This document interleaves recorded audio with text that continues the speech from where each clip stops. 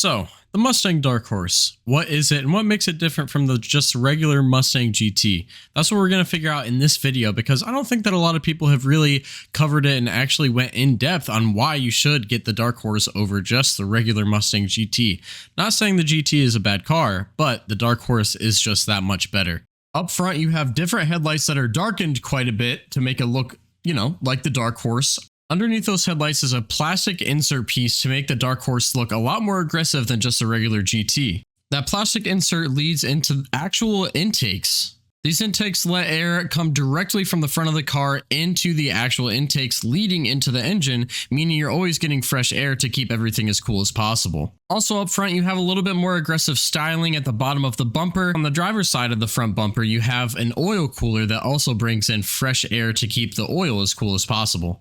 You may also notice that the horse at the front of the car is not chrome. This makes the whole front of the car look a little bit darker. That's kind of the whole point of the Dark Horse, is to make everything seem just darker. Now there is also aero underneath the front of the car that I can't exactly show in this video because we're not in a lift, but there are a lot of intakes that lead up into the Brembo brakes, keeps everything cool there. There's also channels underneath the front of the car to direct air into the transmission cooler as well as the diff cooler. Now coming up to the hood, we do have active heat extraction from this car. This is also available on the GT, but this is obviously a lot more capable on the track. Having this heat extractor just adds to the actual air activation that this car has, with the air inlets, the channeling, and also this heat extractor just makes everything kind of blend together a lot better on this Dark Horse. You also get an aggressive vinyl styling on the Dark Horse, which makes just all of the black pieces on the front of the bumper blend into the hood a bit more. Some people aren't a fan of this, but I think that it just makes everything kind of blend better. Moving on to the brakes and wheels of this car, obviously we have Brembos available on the Dark Horse and they come as standard. Now the difference between these Brembos and the Brembos that you get on the GT Performance Pack is these Brembos are 6 pistons up front. On the GT Performance Pack you just get 4 pistons, which are still great, but on this one you get 6 piston, which is a lot more braking power as well as some bigger rotors to have just more stopping force overall. You're also sitting on 255s up front, 275s in the rear, which on these Pirelli P0 tires, you get a lot of traction, especially for everyday driving. Now you can also get the handling pack on the Dark Horse, which gives you 305s up front and 315s in the rear with a different Pirelli Trofeo tire. But I think that for daily driving and just kind of driving around town and everything else like that, this is kind of the better way to go so that you're not tramlining and you actually get a little bit of a better ride from just the regular Dark Horse compared to the handling pack. The handling pack also brings down the ride by about an inch, which also just makes everything a little more rigid, but you also do get MagneRide tuning that is specifically for that platform. So, take it or leave it, whichever one you decide. If you're going to be tracking more, go with the handling pack. If you're not going to be tracking as much, and just get the regular if you enjoy driving some back roads more often. Now let's move on to the Dark Horse badging and just kind of like random things that the Dark Horse has that I think are pretty cool. So obviously you have the Dark Horse front facing horse with the, flared nostrils to represent those air intakes at the front.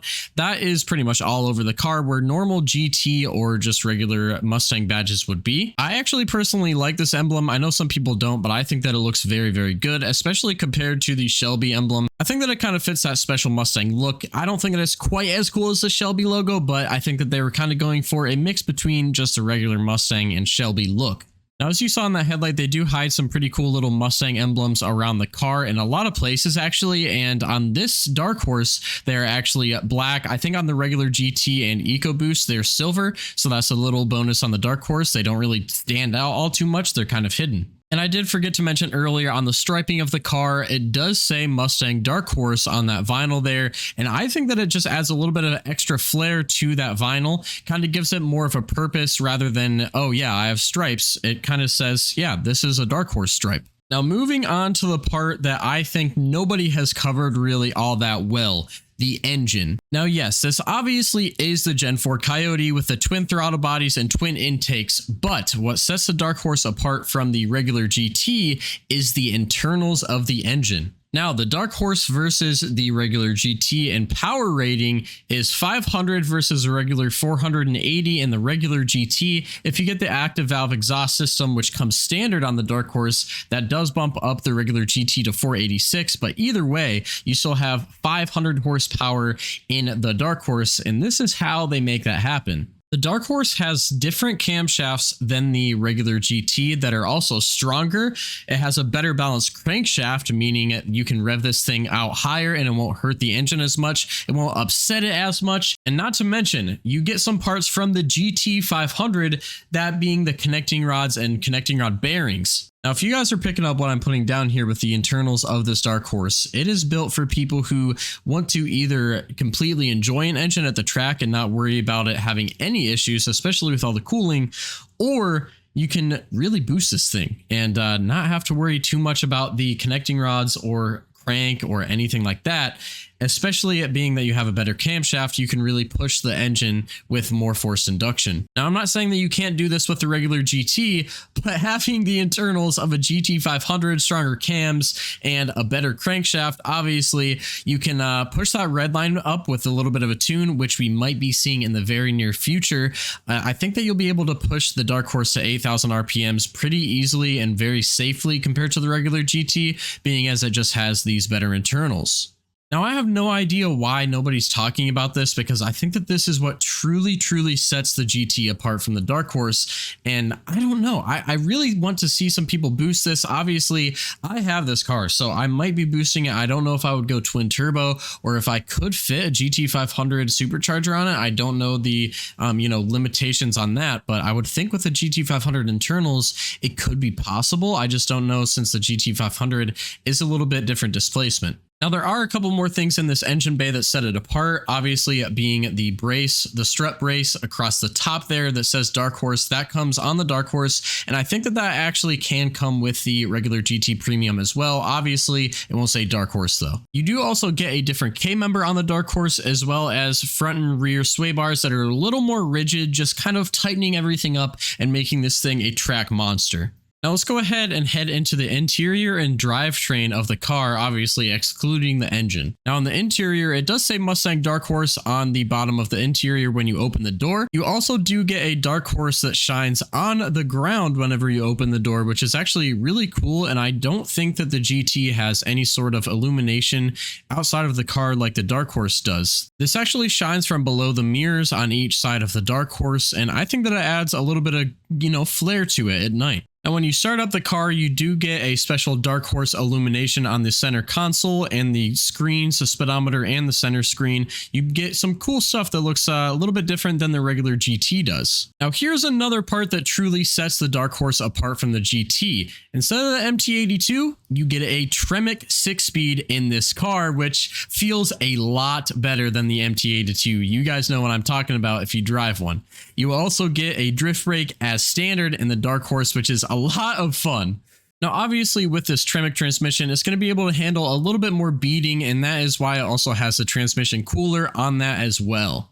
Now, coming out back on the Dark Horse, you do get 4-piston Brembo brakes in the back, which I do think you also get on the regular GT Premium, but I could be wrong. It might be 2 pistons on the regular GT. You do also get a different spoiler on the Dark Horse. It looks very similar, except this one kind of has a little bit more of a step up to make it more aggressive and a little bit of an undershadow that kind of sticks out a bit. Now, the back of this Dark Horse looks super aggressive, and I really love the badging here. I think that this makes it look more of a special car rather than it just saying regular GT on the back. And then of course you do have the 4-inch tips on the Dark Horse compared to the smaller ones on the GT. And in the back you do also have active air diffusion, which also channels the air to the diff cooler that is also located in the back of the car to get maximum air to it. Another thing that I see people downplaying is the fact that the Dark Horse has a torsion rear diff versus a regular limited slip. Now, limited slip is great, which is also available in the premium pack, but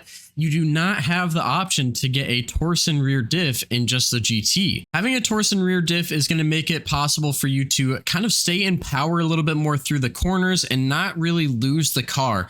Things aren't going to be as upset as much when the tires do slip a little bit. It's going to kind of grab a little bit better, especially through cornering, which is, the focus of the Dark Horse. It is meant to be a purpose-built track car, and people are really overlooking this fact. And I know people like going fast in a straight line, and honestly, in a straight line, the torsion rear diff is going to help a little bit more than the limited slip because you're not going to be at wheel hopping as much, and you're really going to be putting that power straight down to the ground. Again, not saying that the limited slip is bad, but a torsion rear diff is just going to be better in the end, whether it's around a corner in a straight line. No matter what it is going to get the power down better. Now, all of that being said, guys, we covered bumper to bumper on the Mustang Dark Horse. Now, did this convince you why the Dark Horse is better than the GT, or are you still on the side of people saying that the GT is the way to go? Honestly, in my mind, with basically a built motor, a better transmission, a better rear diff, and a drift brake that comes standard, you know, better suspension, better K-member, better sway bars, it is kind of a no-brainer to me,